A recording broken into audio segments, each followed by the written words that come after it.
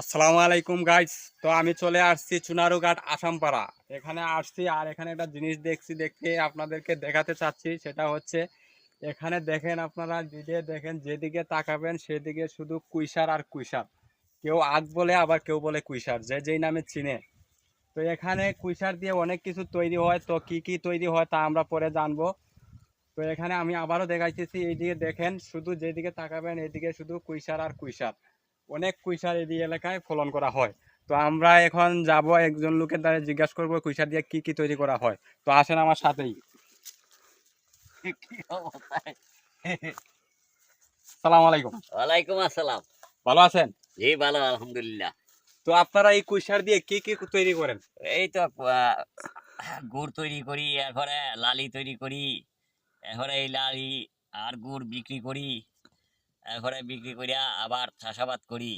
তো আপনারা কি কুইসারই শুধু তৈরি করেন বা বানান, আর এই যে অন্য কিছু করেন? না, অন্য কিছু বেগুনও করি, এরপরে আলু করি, এরপরে শাকসবজিও করি। যে সিজনে যা করা যায় তা তাই সবকিছুই করেন? সব কিছুই করি। কুশাশা কাজেই আপনারা নিয়োজিত? হ্যাঁ হ্যাঁ। ও, তা ফলন কেমন হলো? এই তো মোটামুটি আলহামদুলিল্লাহ ভালোই। ফলন ভালো হয়? হ্যাঁ। সব সময় এরকম হয় না, কোনো কোনো সময় দেখা কোনো যায় লস সময়, হয়? সব সময় এরকম হয় না। কোনো কোনো সময় মাইরও যায়, বন্যা ও, টন্যায়ও মাইর দেয়। বন্যায় কুইসার নষ্ট করে? কুড়িয়া কুইসেন নষ্ট করে। ও, আর কি কি নষ্ট করে?